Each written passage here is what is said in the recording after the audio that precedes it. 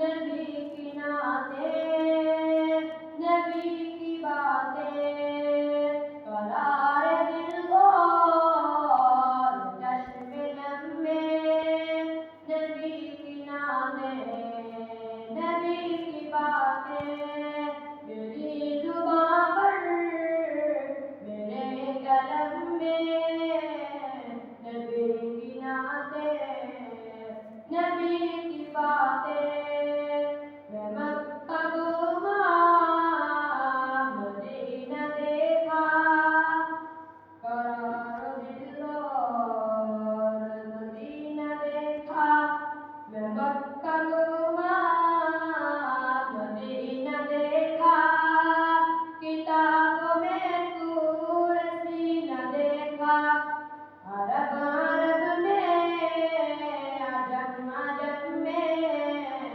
نبی کی نعتیں، نبی کی باتیں، میری زباں پر میرے قلم میں، نبی کی نعتیں، نبی کی باتیں، قرار دل اور چشم نم میں، نبی کی نعتیں، نبی کی باتیں.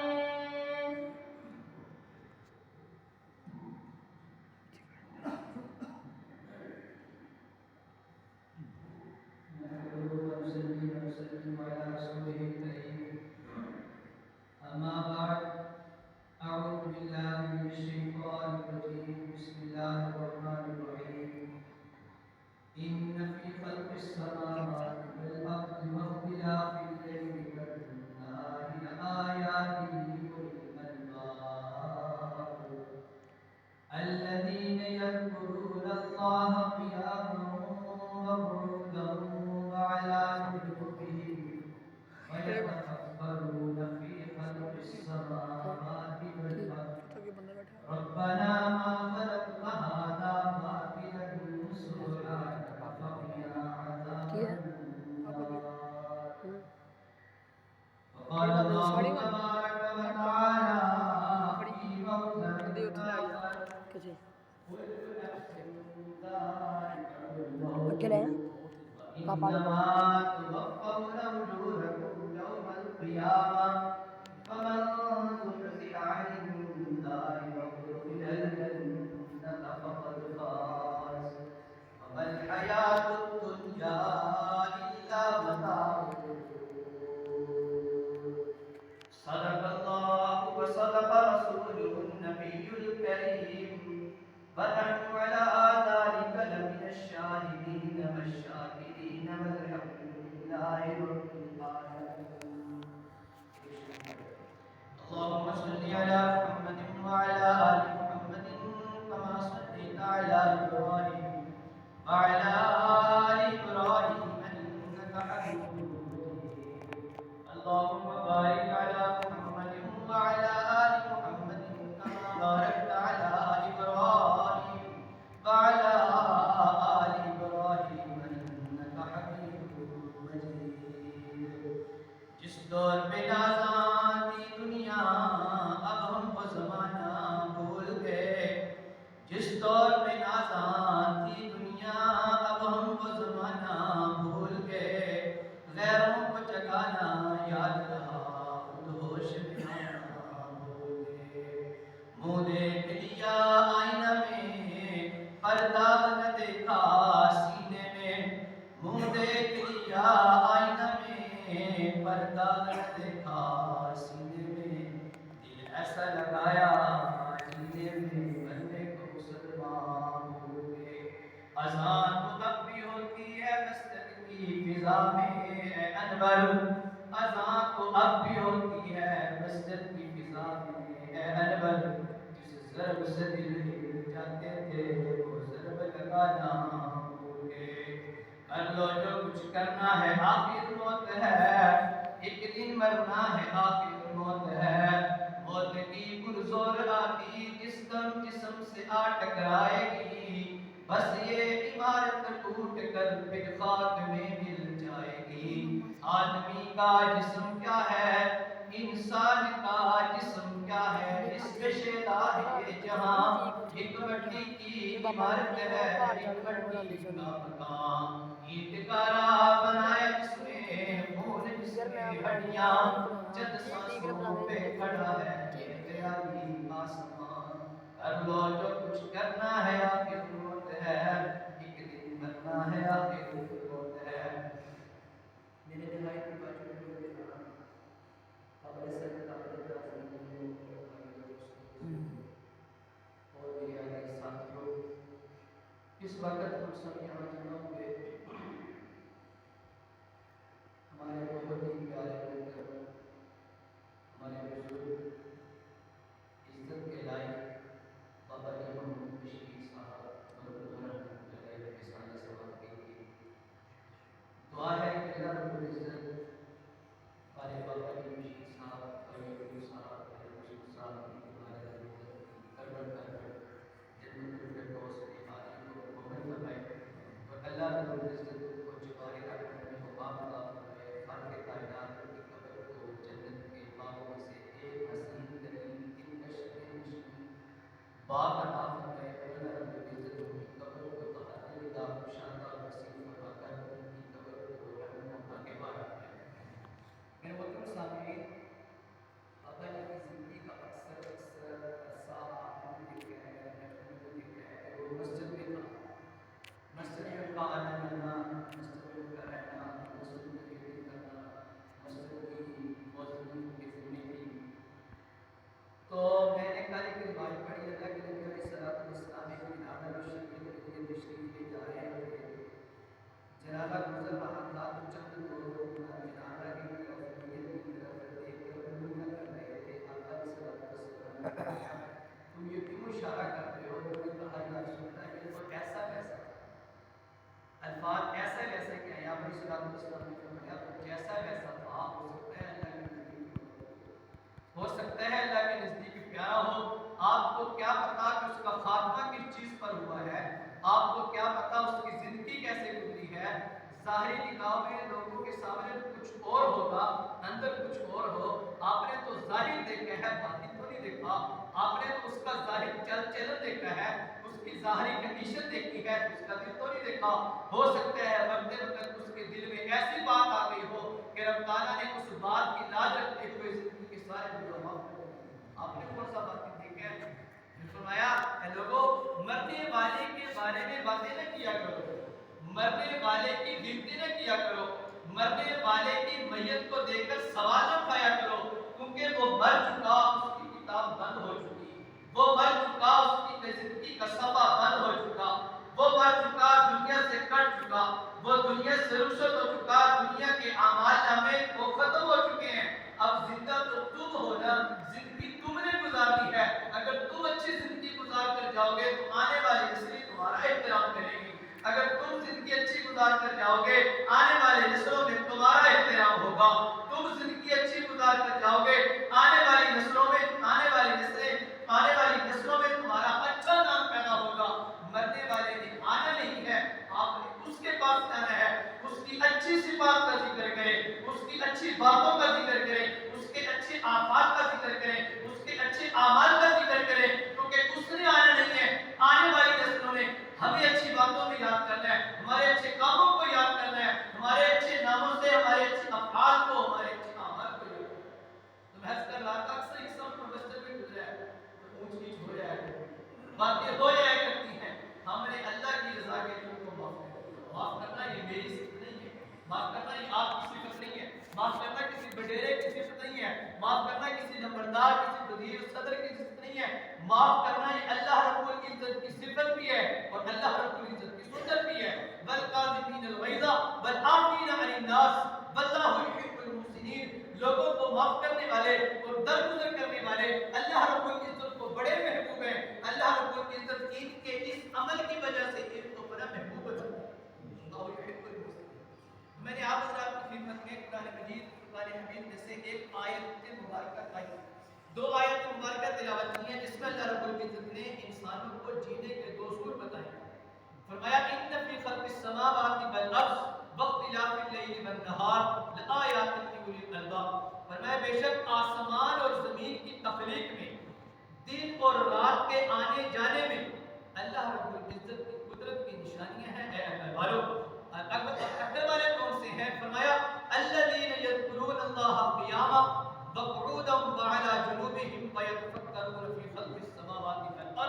جو آسمان اور زمین کی تخلیق میں اللہ رب العزت کو اٹھتے وقت، بیٹھتے وقت، لیٹتے وقت، ہر صورت میں اللہ رب العزت کو یاد کرتے ہیں۔ وَيَتَفَكَّرُونَ فِي خَلْقِ السَّمَاوَاتِ وَالْأَرْضِ، آسمان اور زمین کی تخلیق میں غور و فکر کرتے ہیں۔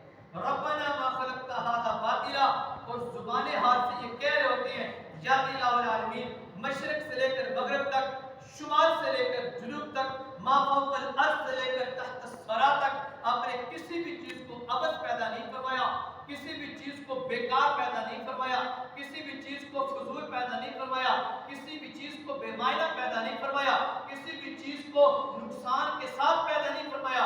ہر چیز میں کوئی نہ کوئی آپ نے نفع ضرور رکھا ہے، یہ عبث نہیں ہے۔ سبحانک، آپ کو فضول کاموں سے پاک ہیں، سبحانک، آپ کو عبث کاموں سے پاک ہیں، سبحانک، آپ کو نقص سے پاک ہیں، سبحانک، آپ کمیوں سے پاک ہیں، سبحانک، آپ کوتاہیوں سے پاک ہیں، سبحانک، آپ عیبوں سے پاک ہیں، سبحانک، آپ ہر ایسی چیز سے جس کو آپ کی طرف منسوب کر کے بے ادبی شمار ہوتی ہے، آپ ہر چیز سے پاک ہیں۔ فقنا عذاب النار، ہمیں جہنم کی آگ سے بچا لیجیے، ہمیں جہنم کی آگ سے بچا لیجیے۔ ان آیات مبارکہ کے اندر اللہ رب العزت نے انسان کو جینے کا دو شعور عطا فرمائے، دو ذریعے، دو سبب عطا فرمائے ہیں۔ ایک کو ذکر کہتے ہیں، ایک کو فکر کہتے ہیں، ایک کو ذکر کہتے ہیں، ایک کو فکر کہتے ہیں۔ احادیث بھی ذکر کے بارے میں روایت کرتی ہیں اور قرآن پاک کی آیات بھی ذکر اور فکر کے بارے میں دلالت کرتی ہیں۔ فرمایا کیوں؟ کیونکہ اللہ رب العزت نے ایک انسان کا ظاہر بنایا ہے، ایک انسان کا باطن بنایا ہے۔ ایک انسان کا ظاہر ہے، ایک انسان کا باطن ہے۔ ظاہر سر سے لے کر پاؤں تک ہم ظاہری چیزوں کو دیکھتے ہیں، اب باطن میں کیا ہے، باطن میں کیا کچھ ہو رہا ہے، اس کا ہمیں نہیں پتا، خالق کائنات کو پتا ہے۔ اس کا ہمیں نہیں پتا، مخلوق کائنات کو پتا ہے۔ اس کا ہمیں نہیں پتا، کائنات کو پیدا کرنے والی ذات کو پتا ہے۔ اس کا ہمیں نہیں پتا، اس باطن کے اندر جو جو چیزیں مختص کی ہیں، اس مختص کرنے والی ذات احمد الباطنین کو پتا ہے۔ فرمایا ایک انسان کا ظاہر ہے، ایک انسان کا باطن ہے۔ اب شریعت کے احکام جس طرح ظاہر پہ لاگو ہوتے ہیں، اس طرح باطن پہ بھی لاگو ہوتے ہیں۔ جس طرح شریعت کے احکام ظاہر عذاب پر دلالت کرتے ہیں، ظاہر عذاب کو شریعت کے مطابق ڈھالنا ضروری ہوتا ہے، فرمایا اسی طرح باطن کو بھی شریعت کے مطابق ڈھالنا ضروری ہوتا ہے۔ کسی نے کسی سے پوچھا، بلکہ ایک بزرگ سے پوچھا، اور بزرگوں نے ایک روایت بیان کر دی، ابو داؤد شریف کی یہ روایت ہے، یہ غالباً ترمذی شریف میں بھی روایت موجود ہے کہ اسلام اور ایمان کیا ہے، اسلام اور ایمان کیا ہے۔ بلکہ اللہ کے نبی صلی اللہ علیہ وسلم سے یہ سوال کیا گیا، آقا صلی اللہ علیہ وسلم نے فرمایا کہ اسلام یہ ہے کہ تم زبان سے اقرار کرو، اقرار باللسان، اور ایمان یہ ہے تصدیق بالقلب، کہ دل سے تصدیق کر لو۔ زبان سے اقرار کا نام اسلام ہے اور دل سے تصدیق کا نام ایمان ہے۔ اب اسلام لانا بھی ضروری ہے، ایمان لانا بھی ضروری ہے۔ نہ اسلام کے بغیر انسان ایمان والا ہے، نہ ایمان کے بغیر انسان اسلام والا ہے۔ فرمایا دونوں لازم اور ملزوم ہیں۔ تو انسان کا ایک ظاہر ہے، انسان کا ایک باطن ہے۔ جس طرح ظاہر پر اسلام کے احکام لاگو ہوتے ہیں، اسی طرح باطن پر بھی اسلام کے احکام لاگو ہوتے ہیں۔ آج وجہ کیا ہے؟ ہم نے ظاہر کو تو خوبصورت بنا لیا، ہم نے دنیا کو تو خوبصورت بنا لیا۔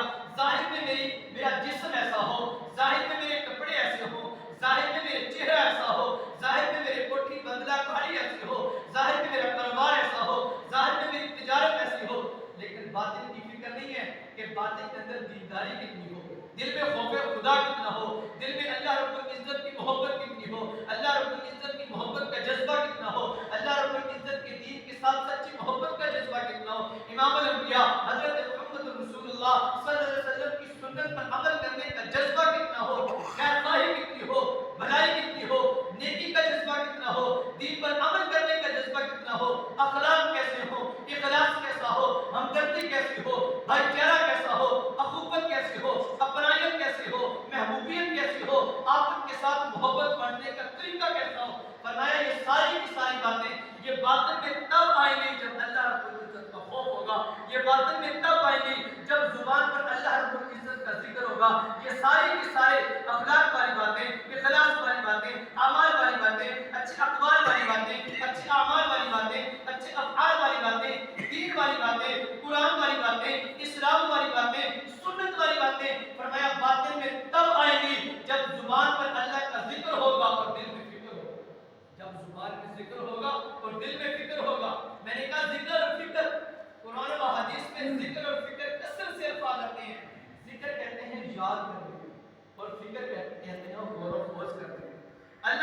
العزت کا زبان سے تمام اعمال کا ذکر کرنا، قرآن پاک کی تلاوت یہ ذکر اللہ ہے، نماز یہ ذکر اللہ ہے۔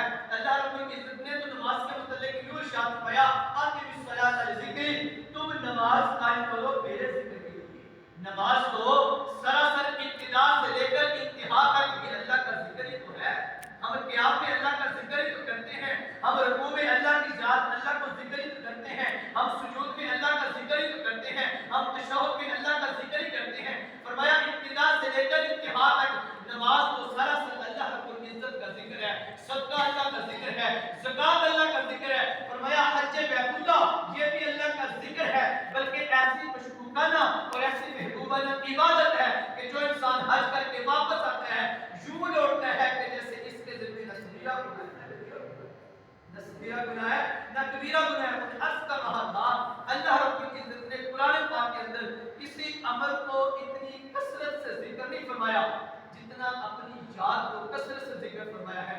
یا ایھا الذین آمنوا اذکروا اللہ ذکرا کثیرا، اے ایمان والو اللہ رب العزت کو کثرت سے یاد کرو۔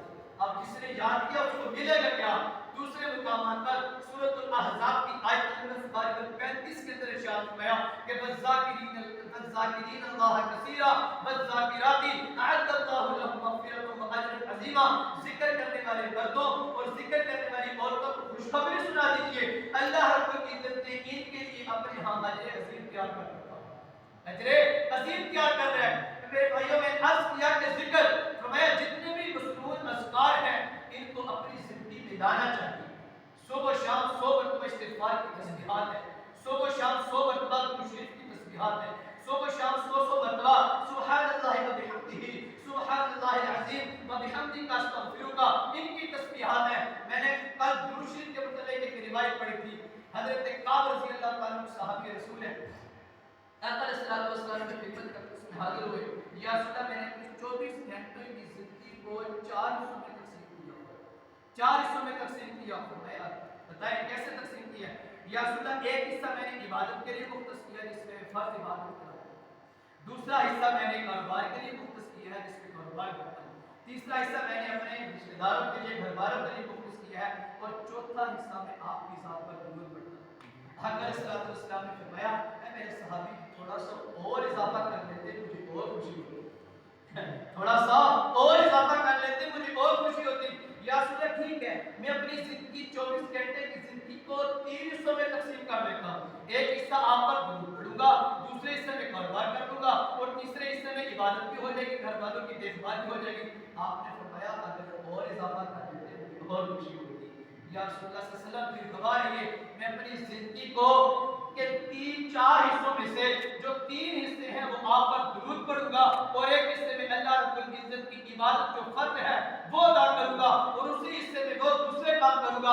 آقا علیہ الصلوۃ والسلام خوش ہوئے، فرمایا اب تم درود پڑھو گے تو تم نے درود کا حق ادا کر دیا، اب تم درود پڑھو گے تو درود شریف کا حق ادا کر دیا۔ میرے بھائیو قرآن پاک اٹھا کر دیکھ لیجئے، اللہ رب العزت نے کہیں ایمان والوں کو مخاطب کیا یا ایھا الذین آمنوا، کہیں لوگوں کو مخاطب کر کے ارشاد فرمایا یا ایھا الناس، کبھی کفار کو مخاطب کر کے ارشاد فرمایا قل یا ایھا الکافرون۔ لیکن جب آقا علیہ الصلوۃ والسلام پر درود کی باری آئی تو اللہ رب العزت نے یوں نہیں فرمایا یا ایھا الذین آمنوا صلوا علیہ وسلموا تسلیما، بلکہ یوں فرمایا ان اللہ وملائکتہ یصلون علی النبی، بے شک اللہ اور اس کے فرشتے آقا علیہ الصلوۃ والسلام پر درود بھیجتے ہیں۔ اے ایمان والو تم بھی آقا علیہ الصلوۃ والسلام پر درود بھیجو۔ پتہ چلا درود بھیجنا یہ ہمارا طریقہ نہیں ہے، ہمارے قابلین کا طریقہ نہیں ہے، حضرات صحابہ کرام کا طریقہ نہیں ہے، بلکہ درود بھیجنا اللہ رب العزت کی سنت ہے، آقا علیہ الصلوۃ والسلام کی ذات مقدس۔ اس لیے میں نے عرض کیا کہ جتنے بھی مسنون اذکار ہیں ان کو اپنی زندگی میں لانا چاہیے۔ اس کا فائدہ کیا ہوگا؟ میں نے القول البدیع کتاب کے اندر ایک روایت پڑھی تھی کہ اللہ رب العزت ارشاد فرماتے ہیں کہ کل قیامت والے دن اللہ رب العزت کے عرش کے علاوہ جہاں کوئی بھی سایہ نہیں ہوگا، بے سایہ ہوں گے سب، تو اللہ رب العزت کے عرش کے نیچے 3 لوگوں کو سایہ نصیب ہوگا، 3 لوگوں کو سایہ نصیب ہوگا۔ پہلا وہ شخص جس کو اللہ رب العزت کے عرش کا سایہ نصیب ہوگا جو کسی تکلیف دہ اور مصیبت دہ شخص کی تکلیف کو دور کرنے کی کوشش کرتا ہے، کسی مبتلا تکلیف میں مبتلا شخص یا ایذا میں مبتلا شخص اس کی تکلیف کو اور ایذا کو مصیبت کو دور کرنے کی کوشش کرتا ہے، یہ بھی قیامت والے دن اللہ رب العزت کے عرش کے سائے میں ہوگا۔ فرمایا دوسرا شخص جو ہمہ وقت اللہ کے محبوب علیہ السلام کی سنت پر عمل کرتا ہے، یہ بھی قیامت والے دن عرش کے سائے میں ہوگا۔ فرمایا تیسرا شخص جو آقا علیہ السلام کی ذات بابرکت پر کثرت سے درود شریف پڑھتا ہے، یہ بھی قیامت والے دن عرش کے سائے میں ہوگا، یہ بھی قیامت والے دن عرش کے سائے میں ہوگا۔ فرمایا جو اللہ رب العزت کا ذکر کرتا ہے، اللہ اس کو 3 انعام عطا فرماتے ہیں۔ پہلا انعام دنیا میں یہ عطا فرماتے ہیں کہ وہ نبی علیہ السلام کی سنت کو زندہ کرتا ہے، کیونکہ ذکر کرنا حق علیہ السلام کی سنت ہے۔ فرمایا دوسرا انعام اللہ یہ عطا فرماتے ہیں کہ دنیا کی مصیبتیں اور دنیا کی ٹینشن اللہ ذکر کی وجہ سے دور فرما دیتے ہیں، دور فرما دیتے ہیں۔ فرمایا تیسرا انعام اللہ یہ عطا فرماتے ہیں جو بندہ ذکر کرتا ہے اس کی زبان پر ہر وقت اللہ رب العزت کی یاد رہتی ہے، اور جس کی زبان پر ہر وقت اللہ رب العزت کی یاد ہو اس کے دل میں خوف خدا بھی ہوگا، وہ دنیا سے کٹ جائے گا، اس کے دل میں دنیا کی محبت نہیں ہوگی بلکہ اللہ کی محبت ہوگی۔ وہ جو کام بھی کرے گا، جو کثرت سے ذکر کرتا ہے، فرمایا وہ جو نیک کام بھی کرے گا اللہ رب العزت کے حکم سے اللہ کی رضا کے لیے، یہ 3 نام اللہ کا فرماتے ہیں۔ اور دوسری چیز جو آیت مبارکہ میں ذکر فرمایا وہ ہے غور۔ غور کہتے ہیں فکر کرنے کو، جو انسان فکر کرتا ہے، فرمایا فکر کرنے کے بعد انسان پھر نتیجے تک اور مقصد تک پہنچ جاتا ہے۔ مثال کے طور پر بزرگوں نے ایک مثال بیان فرمائی ہے، فرماتے ہیں کہ دنیا کے بارے میں انسان غور کرتے کہ دنیا ہے کیا، دنیا چیز کیا ہے۔ فرمایا جب غور کرے گا تو مقصد تک پہنچے گا کہ دنیا تو فنا ہے، دنیا تو فنا ہے۔ یہی تو اللہ کے نبی علیہ السلام سے سوال کیا گیا، آپ علیہ السلام نے فرمایا کہ بقا کو فنا پر ترجیح دو، بقا کو فنا پر ترجیح دو۔ کیوں؟ اس لیے کہ اگر تم فانی دنیا سے محبت کرو گے تو آخرت میں نقصان اٹھانا پڑے گا، اگر آخرت سے محبت کرو گے تو دنیا میں نقصان اٹھانا پڑے گا۔ فرمایا آخرت کی زندگی باقی رہنے والی ہے، آخرت کی زندگی بقا کی طرف دلالت کرنے والی ہے۔ جب آخرت کی زندگی عزیز ہوگی تو دنیا میں کچھ نہ کچھ پریشانیاں تو آئے گی۔ فرمایا جب آخرت محبوب ہوگی پھر دنیا میں حرام کو چھوڑ کر حلال پر اکتفا کرنا تو ضروری ہوگا۔ جب آخرت کو مقدم رکھیں گے پھر دنیا میں جھوٹ کو چھوڑ کر سچ کا دفاع کرنا تو ضروری ہوگا۔ فرمایا جب آخرت عزیز ہوگی پھر دنیا میں گناہوں کو چھوڑ کر اللہ کے رسول صلی اللہ علیہ وسلم کے طریقے کے مطابق زندگی گزارنا تو ضروری ہوگی۔ فرمایا جب آخرت عزیز ہوگی پھر دنیا سے کٹنا پڑے گا، دنیا کی ایذاؤں کو برداشت کرنا پڑے گا، دنیا کی تکالیف کو برداشت کرنا پڑے گا، کیونکہ آخرت عزیز ہے۔ دونوں نقصان زندگی میں جمع نہیں ہو سکتے، یا دنیا کا نقصان ہوگا یا آخرت کا نقصان ہوگا۔ فرمایا عقل مند انسان وہ ہے جو دنیا کا نقصان برداشت کر لے، آخرت کا نقصان برداشت نہ کرے۔ اس لیے فرمایا میرے صحابہ کہ تم بقا کو فنا پر ترجیح دو، والآخرۃ خیر وابقیٰ، اور آخرت تو باقی رہنے والی ہے، دنیا ختم ہونے والی ہے۔ اس لیے میرے محترم سامعین، فرمایا ان 2 چیزوں کو انسان اپنا لے، اپنے ظاہر کو بھی اسلام کے مطابق، اپنے باطن کو بھی اسلام کے مطابق۔ ظاہر کو اسلام کے مطابق جب بنائے گا تو زبان پر اللہ کا ذکر آئے گا، جب باطن کو اسلام کے مطابق ڈھالے گا تو پھر دل میں غور و فکر پیدا ہوگی۔ فرمایا غور و فکر اللہ رب العزت کی ذات میں نہ کرو، غور و فکر اللہ رب العزت کی قدرت کی نشانیوں میں، اللہ رب العزت کی قدرت کی نشانیوں میں۔ اللہ کی ذات کو تو کسی نے سمجھا ہے، اللہ کی ذات کو سمجھنے والے تو ملیا بیٹ ہو گئے، اللہ کی ذات کو سمجھنے والے تو نام و نشان بھی ان کے ختم ہو چکے ہیں۔ فرمایا اللہ رب العزت کی قدرت کی نشانیوں میں غور و فکر کرو۔ آسمان ہے، زمین ہے، چاند ہے، سورج ہے، ستارے ہیں۔ فرمایا انسان کا اپنا جسم ہے اور انسان کے اپنے اعضاء ہے۔ ایک بزرگ کا قول کر کے بات ختم کرتا ہوں۔ ایک بزرگ سے کسی نے پوچھا کہ جو انسان اپنے اعضاء کو دیکھ کر شکر ادا نہیں کرتا اس کو کیا کرنا چاہیے؟ اس نے کہا اگر شکر ادا نہیں کرتا تو ہسپتالوں کا چکر لگا لے، اگر شکر ادا نہیں کرتا ہسپتالوں کا چکر لگا لے۔ جب ہسپتالوں کا چکر لگا جائے گا پھر زبان کی بھی قدر ہوگی، جب ہسپتالوں کا چکر لگائے گا پھر آنکھوں کی قدر ہوگی، جب ہسپتالوں کا چکر لگائے گا پھر دل کی بھی قدر ہوگی، جب ہسپتالوں کا چکر لگائے گا پھر ٹانگوں کو بھی قدر ہوگی، کیونکہ وہاں اس کو پتہ چل جائے گا کوئی ٹانگوں سے مزدور پڑا ہے، کوئی آنکھوں سے مزدور پڑا ہے، کس کی زبان کٹی ہوئی ہے، کس کے دل کا آپریشن ہے، تو کسی مرض میں مبتلا ہے، تو کسی مرض میں لاحق ہے۔ جب یہ باتیں دیکھے گا پھر اپنے وجود پر غور کر کے سمجھے گا کہ یا اللہ تیرا شکر ہے، میرا جسم تو سلامت ہے، میرا جسم تو سلامت ہے۔ حضرت شیخ سعدی رحمۃ اللہ علیہ کسی نے حضرت کے مسجد سے تھے. جب باہر گئے کیا دیکھا؟ مسجد کے کنارے پر ایک شخص بیٹھا ہوا ہے, اس کی دونوں ٹانگیں نہیں ہیں, وہ مانگ رہے ہیں. حضرت شیخ ساتھی رحمۃ اللہ علیہ کی آنکھوں میں میرے بھائیوں آنسو آ گئے. فوراً سجدہ کیا اللہ کے حضور کہ یا الہی کیا ہوا؟ جوتے نہیں تو نہیں آ جائیں گے. اس کے پاس تو ٹانگیں بھی نہیں ہیں. اس لیے فرمایا کہ اللہ رب العزت کی نعمتوں کا شکر ادا کرنا چاہیے. اور شکر اور نعمتیں وَإِن تَعُدُّوا نِعْمَتَ اللَّهِ لَا تُحْصُوهَا, اگر تم اللہ رب العزت کی نعمتوں کا شکر بھی ادا کرنا چاہو تو گن نہیں سکتے, شکر ادا نہیں کر سکتے, لیکن کم از کم شکر ادا کرنے والوں کے نام تو لکھوا سکتے ہیں. اللہ رب العزت سے دعا ہے کہ اللہ پاک ہم سب کو اپنی زندگی میں اپنی زبان پر ذکر کو جاری رکھنے کی توفیق عطا فرمائے. اور اللہ رب العزت کائنات میں غور و خوض کرنے کے بعد اللہ رب العزت اپنی رضا کے لیے اپنی عبادت کرنے کی اور آقا علیہ الصلوۃ والسلام کے طریقہ کے مطابق 100% زندگی گزارنے کی توفیق عطا فرمائے. اقول قولی ھذا واستغفر اللہ العظیم. باقی دعوانا ان الحمد للہ رب العالمین.